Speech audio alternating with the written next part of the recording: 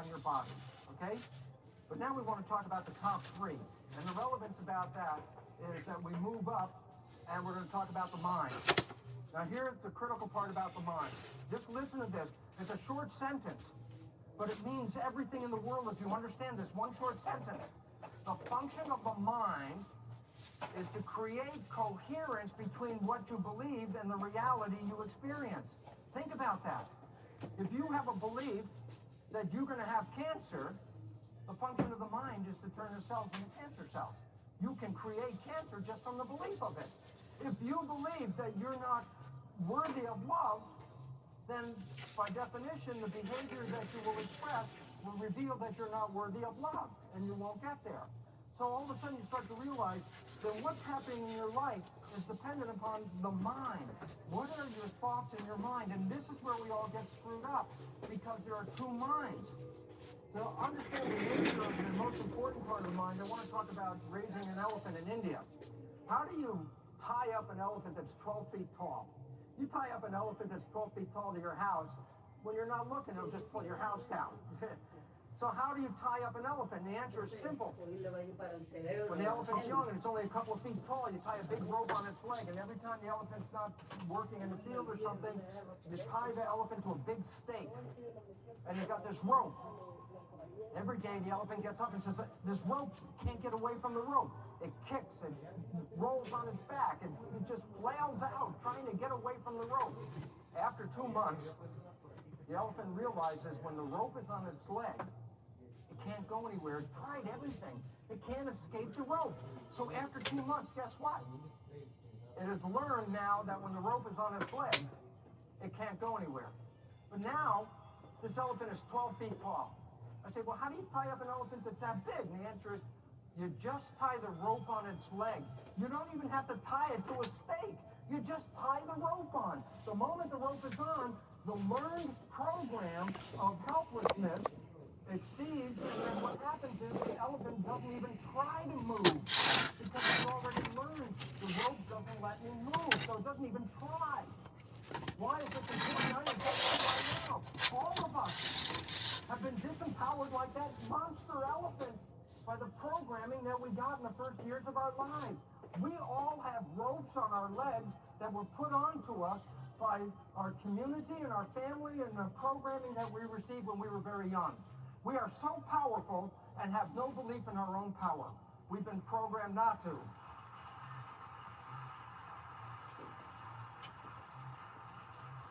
So now, I'm going to explain it in this, hopefully I'll get this done 33 minutes, here we go. Two minds, conscious mind, subconscious mind. Most important thing you have to know is this. We have been misled about their connectivity. They are two interdependent minds. They're not the same mind. They work together, but they're separate, and they learn in different ways. If you don't understand that, then your life has been a struggle. When you understand the two minds learn differently and interact differently, then you will begin to have the power to take back control over your minds. So let's start with this. The conscious mind is the latest addition to the brain. It's a lump of tissue in your brain right behind your forehead. That's called the prefrontal cortex. Okay? Now the significance is this. This is an add-on. This is a very important part of our evolution. It's interesting because the subconscious, by definition, then represents the rest of the brain. If the conscious is this lobe in the front, the rest of the mass of the brain, 90% of the brain, is subconscious, okay? But now here's the difference. Profound, if you didn't know this, this is the secret to life. The conscious...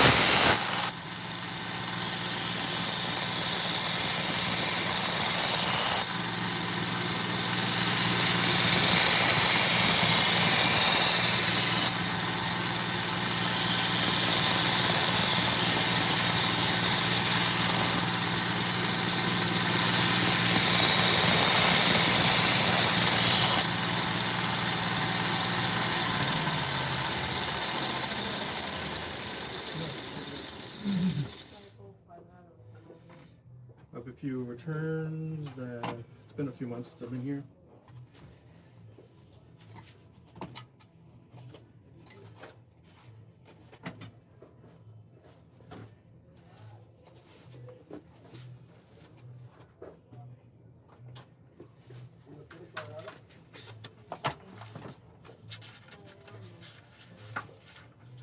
How many nights do you have? 5 total.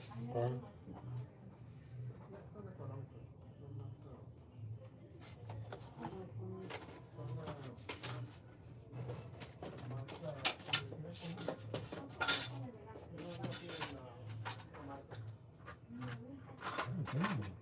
It's a cleaver. You brought this here before? Yeah, that one you've only done one other time. These I usually bring these every few months. That one I've only brought once before.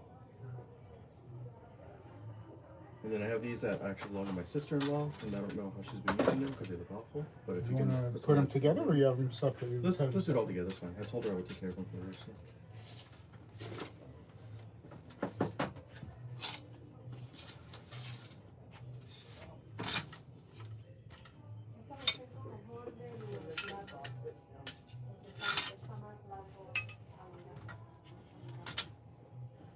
$65? Okay. Cool. Sounds good. Come back in a couple hours. When? Couple hours maybe. Yes. Okay. It's 10 By noonish or a little bit after. after 2. Well, I'm gonna leave at 1:30 to 2. Oh, okay. So would I be able to stop by before that? Either before 1:30, I can be back by about 1 or a little bit before that if that's okay. yeah. Or if you don't make it, just half an hour later. After that, Come okay. back, yeah. I'll definitely be back. So you want to pay now or after? I'll pay after. Phone number? 818-408-1083. 83? Yeah. Name? Gary, G-A-R-Y.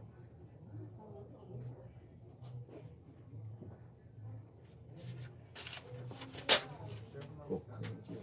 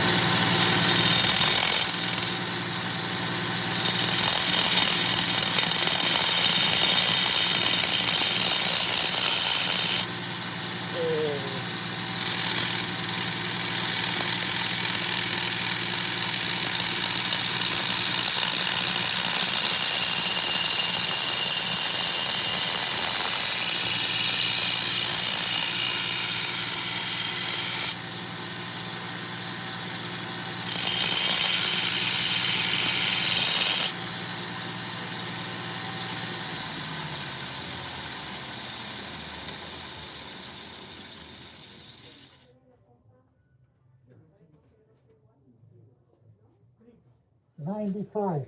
How much? 95. 94? 95. 95? Where is made? China. Thailand? China. China?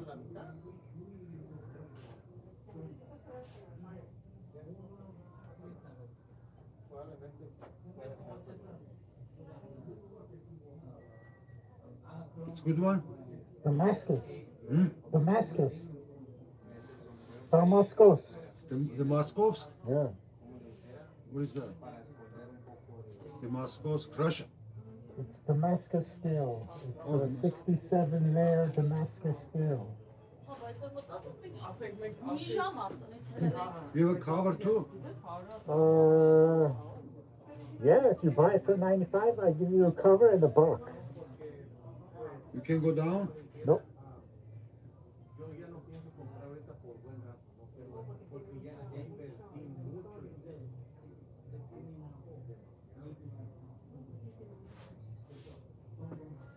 How much down you can go?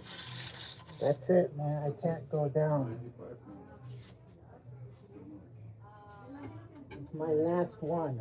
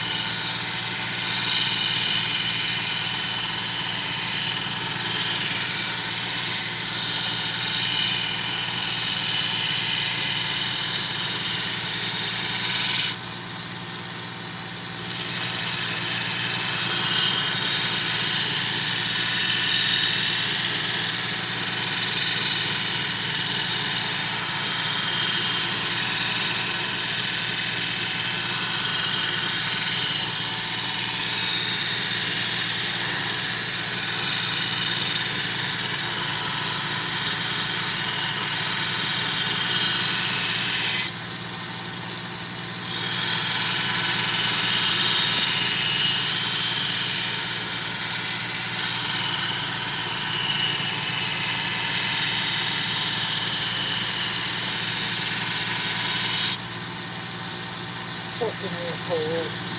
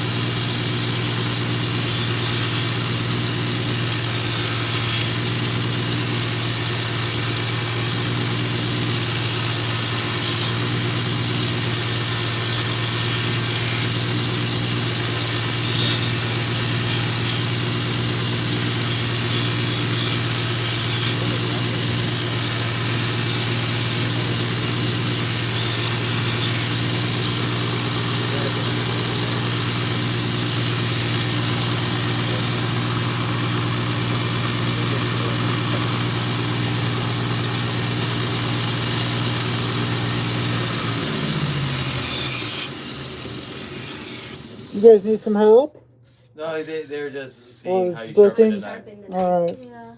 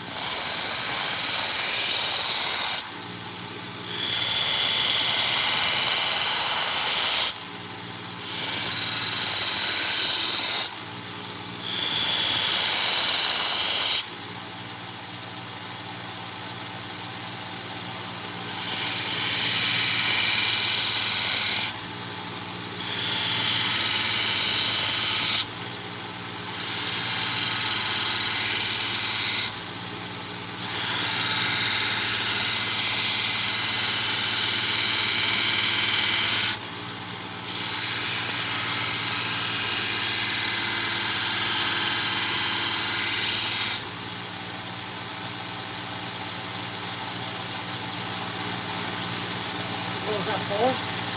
Closing at 4? Tomorrow at 4?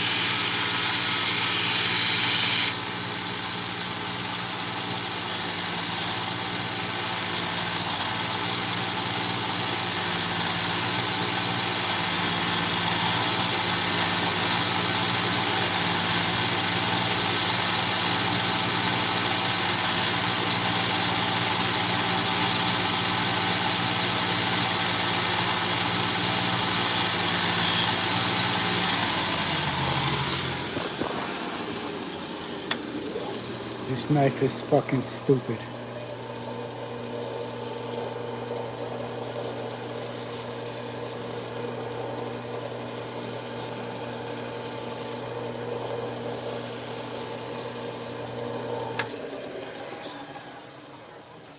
I hate fucking stupid knives like this.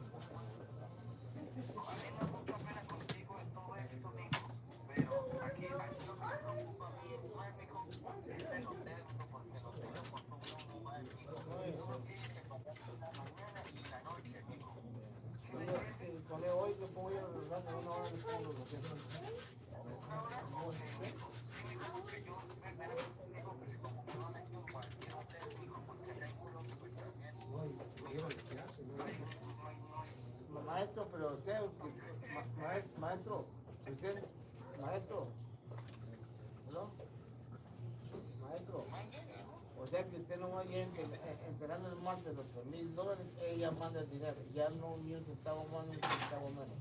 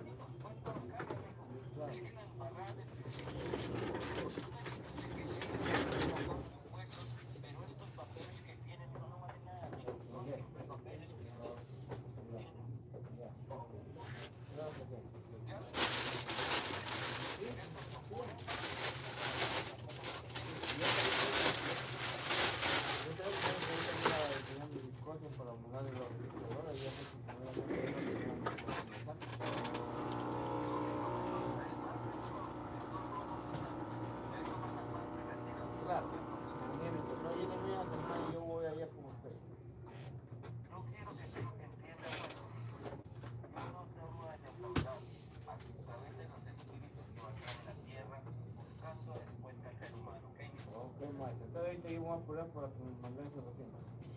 Ok, mi hijo, manda la misma.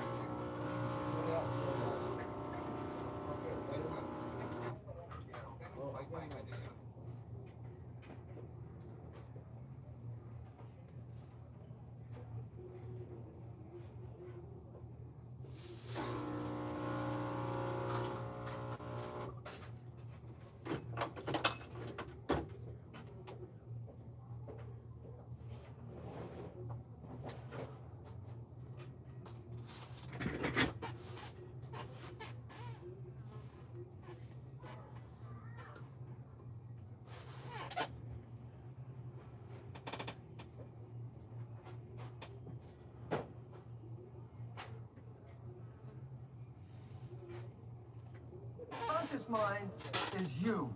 It's your identity, your source, your spirit, your uniqueness. You are in the conscious mind. Imagine the conscious mind, that lobe of tissue with a desk, and you sit behind a desk and look out the window called the eye. You're sitting there. That's who you are. Number two, the conscious mind is the creative. The conscious mind is creative. I ask you, what do you want from your life? Oh, I want to be healthy. I want to have great relationships. I want a great job. I go, where do those answers come from? That's a creative answer. So by definition, it came from the conscious mind. I go, wow. So the conscious mind, guess what? It has your wishes, desires, and aspirations. Everything you want from your life is a creation from the conscious mind. Everything you wish and desire is from the conscious mind. It's also the center of positive thinking, which has got some bad vibes and bad connections, but I'll explain why. Okay? In contrast, the subconscious mind doesn't have an entity in it. There's nobody there. And the subconscious mind is a record playback device. Record your life experiences. Anything that repeats, it will remember the repeat so you don't have to learn it every time. It's a most powerful, wonderful thing to have. A lot of people think the subconscious is where all the evil and all the bad stuff comes from. No. Subconscious is fundamentally the most important thing you have. Why? If you didn't have the subconscious, you wouldn't be able to walk out of this room. You learned how to walk years ago, but once you learned, you don't have to think about it. It's automatic. If you drove your car here, you don't have to think about the details of driving after you've been driving for a while, although you didn't know how to drive when you first started. When you repeat something, you create habits. So the subconscious mind is primarily habitual. Primarily habitual, meaning it records things and plays them back, okay? It's important to recognize that it has your instincts in your life experiences. Now I'm going to tell you the part that blows you out of the water and where you lost all your power. You can acquire habits in the subconscious mind that you have no personal experience with because you can get it from other people, teachers, your family, your community. They're acquired programs. So for example, a child can become a bigot without even knowing who they're bigoted against. They never even met one of these people. They just heard through their family that these people are bad. Well, they haven't even met one, but they already know they're bad. So what does that mean? They got a habit program without even seeing one of these people. So many of the programs in the subconscious come through an education process. These are two different minds working together interdependently, okay? And it becomes very critical. It's very critical when you understand how it works, because the conscious mind is you, the subconscious mind are the programs. You have programs. You got programs. When did you get these programs? Well, here's a story about a chimp in a lab in Japan. They were teaching the mother chimp, 3 years, they were teaching her a computer program. And what would happen is she would activate the computer, and on the screen would come a kanji Japanese script for a color. Underneath the script was a color bar, and when she could accurately select the right color represented by the Japanese script, a coin comes out of the computer, and then she could go to a vending machine and get a treat, fruits, nuts, or whatever she wanted. Well, during this time, there's a little baby, the little baby's head is on the chest. And the little chimp is only a few months old, can't even really walk. And the mother is going through the learning exercise, so she gets the coin one day by selecting the right color. She goes to the vending machine, leaves the infant. The infant can't even really walk. Holds himself up to the computer, activates the computer, the script comes up, the infant selects the right color, the coin comes out, the infant grabs the coin, and the scientists are looking like, who the hell taught the chimp baby that? Took 3 years to teach the mother. And they came up with an understanding that is profound. It suggests that infants pick up such skills solely by observation and don't have to be actively coached by their parents. Point? There is no difference between you and a baby chimp in your growing up part. You were programmed by just observing your parents starting at age 0. The moment you were born, your brain was designed to observe others and learn their behavior. And so when I talk about EEG, I can read your brain activity. There are all different frequencies of EEG. As adults, we have 4 ranges of EEG frequencies, but kids don't have that. Kids ramp up their EEG frequencies over time. So For the first year or so of a child's life, the EEG activity of a child is predominantly delta, which is sleep. But that's because the baby is sleeping most of the time in his first year of life. But from 2 until age 7, not 6, age 7, Hello. the child's EEG activity is primarily called theta. Yes, how many Theta is knives a do you state of have? imagination. And this is where children live, between 2 and 6. They live in the imaginary world and mix it with the real world. You tell a kid, that's not a horse, that's a broom you're riding. And the kid looks at you like, what are you, crazy? It's a Probably horse, an I'm riding hour a or 2 horse. hours Because today. they can We take the close imaginary at, world and put it in the real world and mix what it time together. did you That's want to called come theta. out? After 7, the child is predominantly an alpha. Okay, Alpha yeah. is calm Sooner the consciousness. better. We Calm close at consciousness, childlike 7 consciousness. today. By 12, the child ramps up its EEG to the next higher level, beta, which is schoolroom focused consciousness. This is why the education changes between kids under 12 and kids over 12, because kids over 12 can handle complex education. Kids under 12 can't do that. And I go in and I say, well, this is really beautiful. As an adult, you go through all the ranges all day, beta, alpha, theta, delta, every day. But a child doesn't do that every day. And what's most important is this. The first 6 to 7 years of a child's life is called the programmable period. Why? And here's the secret. You ready? Theta is hypnosis. Theta is hypnosis. A child through 7 is in hypnosis. Why? Well, think about it this way. How many facts does it take to be a member of a family and a community? How many thousands of facts must you learn to be an active member of a family and a community? I'm going to say, take a 1-year-old and a 2-year-old kid and try and teach them that. And the answer is, you can't do that. I say, yes, nature took care of it. Nature said you don't have to teach them. The brain will just record. It will watch the mother, it will watch the father, it will watch the siblings, it will watch the community. Every behavior is totally downloaded and recorded. Guess what? No consciousness. When does consciousness begin? 7. Why is it relevant? Then the programming before 7 is downloaded without your ability to criticize the programming. You just downloaded whatever the hell you saw. You watch your mother, you watch your father, you watch your family and how they live, and that became your behavior. So this is the important part of enculturation. This is how you know how to be a member of society without going to school in the first 7 years. Okay? Now comes the part of, you want to know, and I'm going to just tell you right now, what I'm going to tell you next is the part that sabotages almost everybody's ability to find true love on this planet. I'm going to tell you a fact. Not only do we learn enculturation in this period, but we also learn who are we as individuals. How do you know who you are as an individual? And the answer is, because other people tell you who you are. You record them word for word. It's hypnosis. I say, why is that relevant? I say, well, how many of us came from families that go, oh my, you're the smartest little kid that ever came here. You're so smart and you're beautiful and you can do everything. There's nothing you can't do. You're going to be a great success and your life is beautiful. Okay, 1 or 2 of you may have raised your hand. The rest of us come from typical families. And let me tell you what a typical family is all about. Parents are coaches. Parents are trying to coach that kid to be a member of the family team. So how does a coach work? Coaches are critical. When an athlete isn't doing well, the coach says, come on, you can do better than that. That's not good enough. You don't deserve this. And a child who's at that level of coaching in an athletic team is not in hypnosis, they're in above alpha. Why is that important? Because when an adult says these things to them, when you're old enough, your consciousness can understand what they're trying to tell you. Oh, you're just not performing up to today's, what you could do better, we know that, and I'm just trying to stick you with a pin to make you perform better. If the kid is under 7 and hears these things, there's no consciousness. They're recording. What are they recording? Not good enough. You don't deserve this. You're not lovable. Who do you think you are? You're a sickly child. Why is this relevant? Think about this. We all came from this. If you were under 7, you didn't consciously try to understand what your parents said. You recorded that. What's the net result? I'll tell you.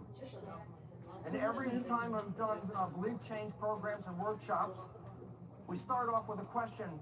People make a statement, put their arm out, do muscle tests. And the statement is this: I love myself. 80% or more of the people in every program will not test positive to that statement. And you say, wow. And I go, no, no, you don't get it. If you don't love yourself, by definition, you cannot be loved by anybody else. Think of the reason.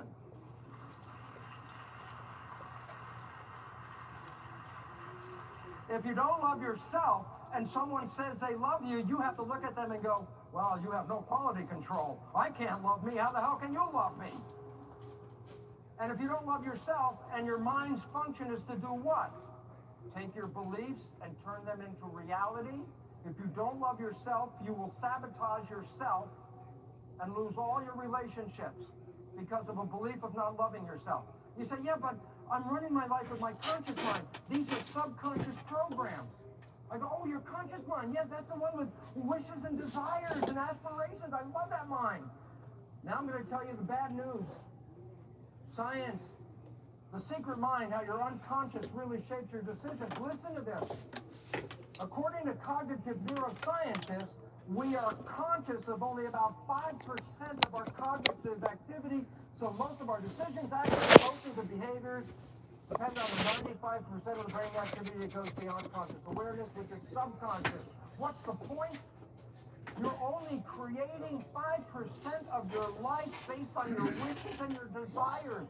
95% of your life is coming from the subconscious programs. You say, I don't understand. And I'm going to tell you why 5 and 95. And here's the answer. One other fact about the conscious mind.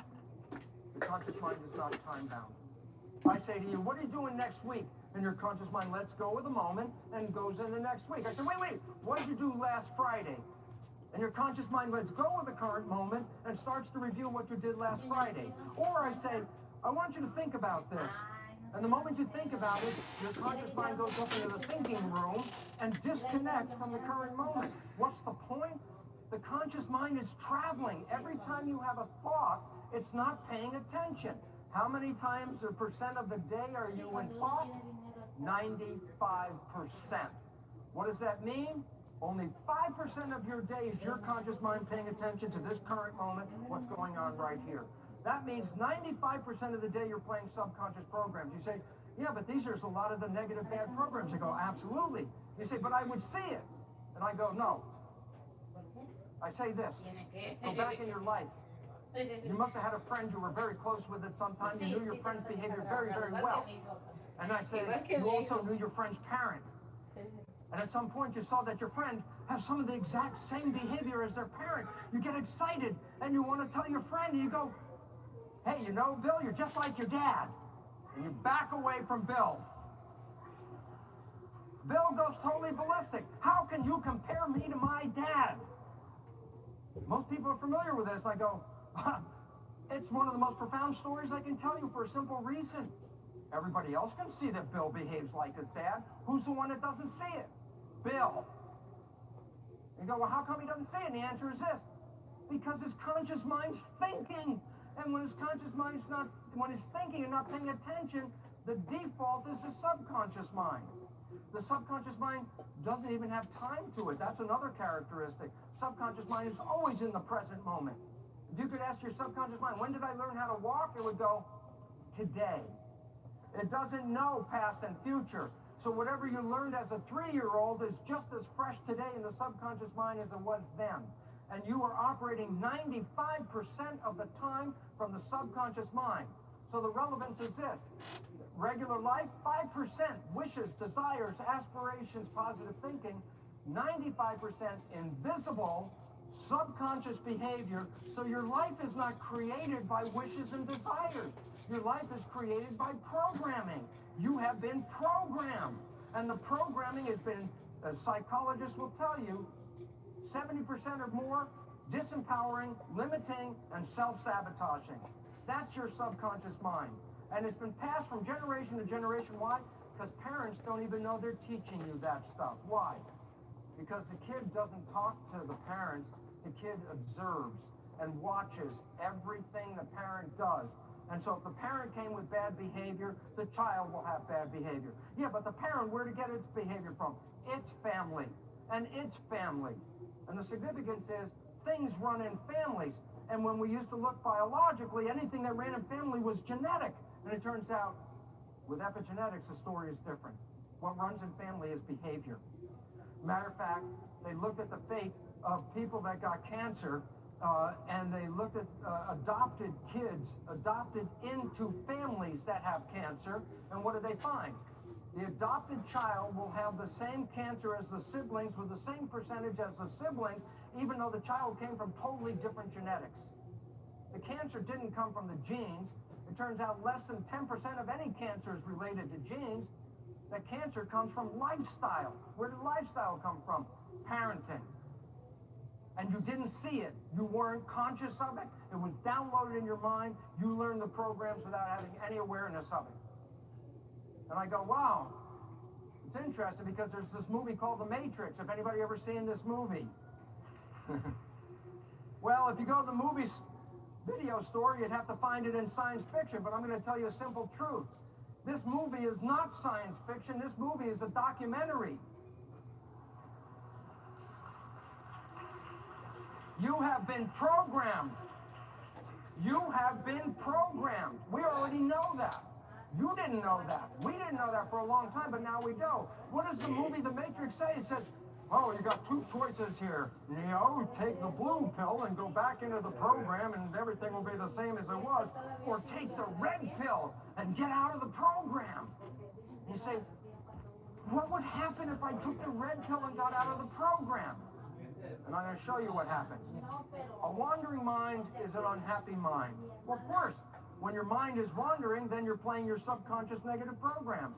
But here's a little point about it. Mind wandering occurred in all these samples taken during every activity except making love. Here's the point. When you fall in love, the conscious mind stops wandering. Think about it. Why would the conscious mind wander when everything you were looking for is now in front of your face? Why would you send the conscious mind off on a vacation? Everything you wanted is there. So guess what? Guess what?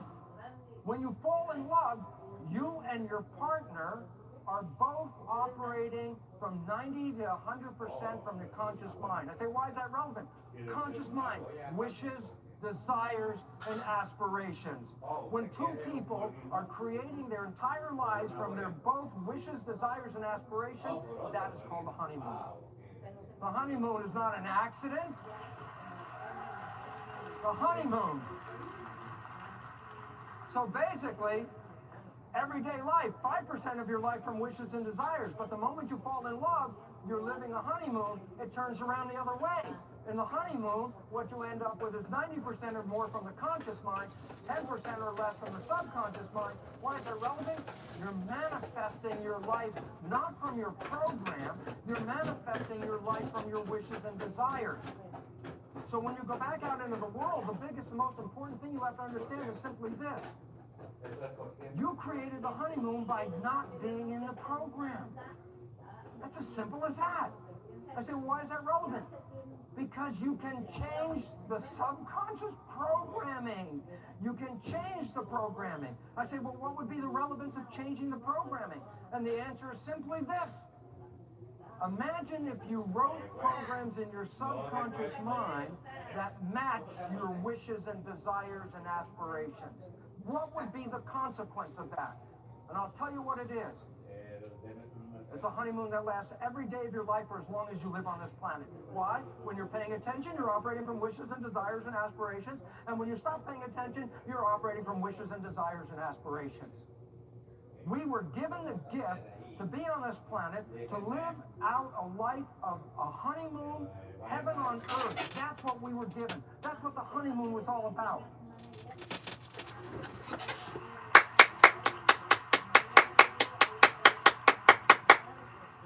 And others that knew about the programming took away your power. That's how there are more powerful people in this world and less powerful people. Because I'm going to give you a simple fact. Everybody is equally powerful. Then you say, wait. How can we be equally powerful when that guy, Bill Gates, is so powerful? And the answer is so profoundly simple. They didn't get more power.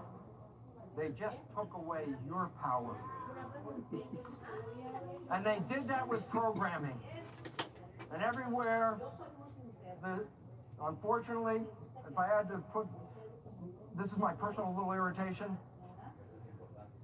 The Jesuits would boast. They boasted for 500 years, give me a child until it's 6 or 7, it will belong to the church for the rest of its life. You didn't get what they really said. Give me a child till it's 6 or 7, and I will control the rest of its life. We've all been programmed with that knowledge, and the Jesuits, that knowledge didn't disappear over 500 years. Those people that program us know it better today and how to do it today than they did then. We've all been systematically disempowered by our programming.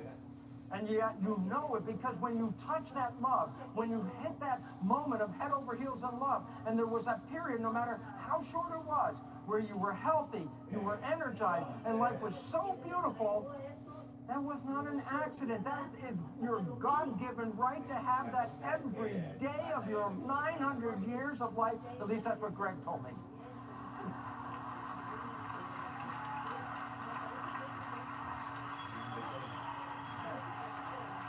So, what is the consequence? Well, we talked about the chemistry and the vibration is acting at the physiological level, working on the body. Now what are we talking about? We're talking about the top 3 chakras, which are all consciousness and mind and psychology. And so there's a psychology with the top 3 chakras, there's body with the bottom 3 chakras, and guess what happens? When you get the top 3 and the bottom 3 lined up, where do you think they meet? The heart chakra. When you get your life in balance, you come from your heart. You live from your heart. And when you do that, you broadcast vibrational frequencies everywhere. And everyone else is picking up vibrational frequencies. When you see somebody in love, you can feel their love. You can see it. Why is it relevant? The more people that fall in love, the more that other people see them fall in love. What it means is love starts to become a way of life around here, and not the negative programming and the war and the bullshit that we got from everybody else.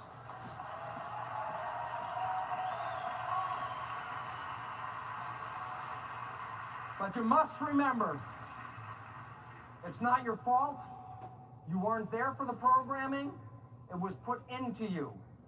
And when you look back over your life, and I want to put this in because how many times you read books about, oh, you're responsible for your life, and then most people go, oh, I don't want to own responsibility for that. And we let go of it. And the reason why they say that, listen to this, so these words that come out, guilt, victim, shame, blame, these kinds of words keep you from owning your power for a simple reason. You go back over your life and you go, oh my God, was I guilty of that? Oh, I have so much shame for what I did. And then you disregard and ignore it because it's easier not to go there. Let me give you a simple fact of life, and it's very critical for your next step. And it goes like this. The words victim, blame, guilt, shame, among others, only apply, listen, only apply if you understand how things work, and in knowing that knowledge, you do something against it.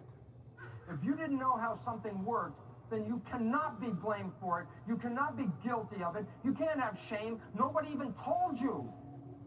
But now that you know the new way, from this point on, living the new way is what you want to do. But you must let go of the past. You must let go of everybody's past that didn't know this. I wasn't raised in the Christian religion, but Jesus' apparent last words on the cross is, forgive them, they know not what they do. Well, if nobody explained to anybody how this thing worked, and then we look over the past, I have to say, they didn't know what they did. You didn't know what you did. They didn't know what they did. Then take the past as a learning and let go of all the personal connection with that. It was knowledge. But take that knowledge from today and move forward with the power of who and what you are. I was going to go into this, but before I do this, I want to say, I also said, and here's the problem that we have with trying to change the subconscious mind. The two minds do not learn in the same way. That is why you can educate the hell out of your conscious mind and still have the exact same programs that you got in the subconscious and never left. How many people have gone to psychologists for years, cried through 100 boxes of tissues, and came out at the end saying, man, my mom did this, my dad did that, my friends did that. I know why my life sucks. I just reviewed it. And I say, well, now that you know why your life sucks, is your life any better? And the answer is no, but I know why it sucks. And the fact is this, why? Because you can educate the conscious mind and you don't educate the subconscious mind. The conscious mind is creative. How can you educate the conscious mind? Read all the wonderful books that Hay House has. That will educate it. I was like, cool. But now, unfortunately, we educate that conscious mind with all this information, pass a test, you get 100. Yeah, I got 100. I read that book. I know everything they said. And I say, yeah, but is your life any different? No, it's still exactly the same. Why? Because 95% is coming from the subconscious, and the subconscious does not learn that way. The conscious mind can learn from reading a book, going to a lecture, watching a video. The conscious mind can go, aha! And that's all it took to learn. Subconscious mind does not learn that way. The subconscious mind only learns through two main ways. Hypnosis, which was the first 7 years of your life, and then habituation, which was everything after that. How did you learn anything? How did you learn your ABCs? How many times did you repeat it? How did you learn your timetables? How many times did you repeat it? How did you learn how to drive a car? How many times did you practice? You want to educate the subconscious mind? Then you've got to do a different process than doing the education of the conscious mind. If you don't do that, then your conscious mind becomes so smart and your life looks so stupid because you're not operating from that mind. And remember this, please. When you talk to yourself to improve your life, don't get frustrated. Don't get frustrated that nothing changes. I'll tell you why. Because the first question is this: who the hell are you talking to? Oh, I got such stupid behavior. I hate that behavior. Okay, come on, don't do that behavior again. Don't eat that donut. And all of a sudden I find myself eating a donut again. What the hell am I doing eating a donut? I hate. Well, okay, I'll eat it. But the whole idea, why am I eating a donut? I kept telling myself, don't eat the donut. And the answer is so profoundly simple. There is nobody in the subconscious mind. It's a record playback device, like a tape recorder. There's nobody there. You are in the conscious mind. No entity exists in the subconscious mind. So talking to the subconscious mind, expecting it to change, is as valuable as talking to a recorded device and then asking the program to change by talking to the recorded device. It will not do that. But you can change. You can push the record button. You can use self-hypnosis tape. My first program change was a Hay House Louise's tape on changing belief. I put that on the earphones at night because every night as you go to bed, you go through theta. And as you go through theta, any earphones on your ears are going to be going into the hypnosis state of your brain. That's why it works. Otherwise, you have to make habits. Habit means you have to do something, not just think about it. You have to do something. Now, very quickly, I got 4 minutes left, so I can finish this. I got half a dozen slides. This is going to be fast. This is a periodic table of elements, 118 elements. All of them form chemistry except for one group. There's a group on the end called the noble gases. All the other atoms in the periodic table create chemistry, the noble gases don't. Why? Because they have something that they can inform us about, something that's so critical. It works like this. Every atom has an equal number of positive, negative charges, meaning for every electron that's negative, there's a positive proton, so all atoms are neutral. They're all neutral. But the charges are not equally distributed. So my atom illustrated on the board here has an electron on the right side, but there's no balance on the other side. So there's more negative on the right side than on the left side. The point about it is this: all atoms spin. They're like nano tornadoes. But if the charges are not equally distributed, then that means as they spin, they wobble. So here are 3 atoms. A noble gas, argon. The outer shell is completely filled, so this means that all the slots in the outer shell are completely taken. There's no slack. I have here a potassium ion. It's got 1 electron in its outer shell, but it needs 8, so it's missing 7 electrons. So it's not in balance. It's got an extra electron on the side. Chlorine is missing an electron from its balance. It could take 1 electron and add balance, but it's missing 1. So potassium and chlorine are not in balance, noble gas is. Now watch what happens. They all spin, so watch what happens as they spin. The potassium and the chlorine wobble. Look at the argon. It spins in perfect balance.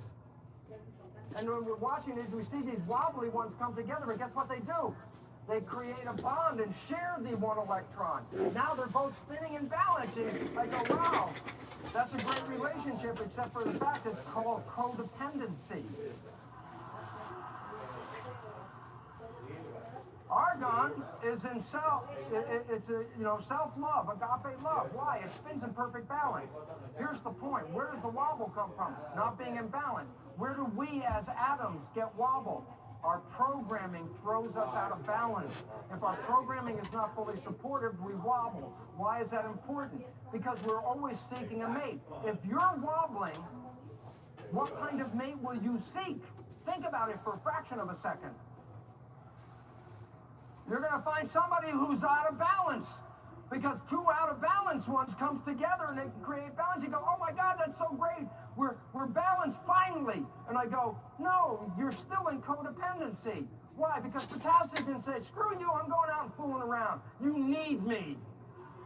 Oh, don't go and don't, I need you. That's codependency. I go, yeah, but noble gases spin in perfect balance. They don't make chemistry. You go, oh, well, geez, they have perfect balance, but they don't create relationships. And I go, that's what I thought until I understood something. That noble gases can be hit by a photon of light. All right, so we're You haven't.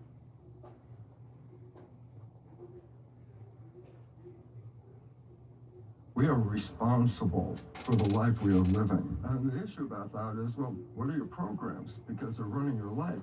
They follow the fate of kids adopted into families where there's cancer running in the family. The adopted child will get that family cancer just like a natural sibling. And so it's dysfunctional behavior that's inherited, not the genes. So we go from the idea of victim of genetics into the new science, epigenetics, which reveals it's your consciousness that's controlling these genes. 95% of the day, you're running your life with disempowering, self-sabotaging, or limiting beliefs. To change your belief systems, you actually have to go through a process. So every night, there's a period just after you fall asleep. You can download a new belief, walk away 15 minutes later with a new operating system. Okay, I'll give away the secret right now. Here's what we'll do. We have to get out of these programs. And this is the wake-up call for human civilization. Wake up, take your power back. Because with your consciousness, you can have heaven on earth for as long as you live.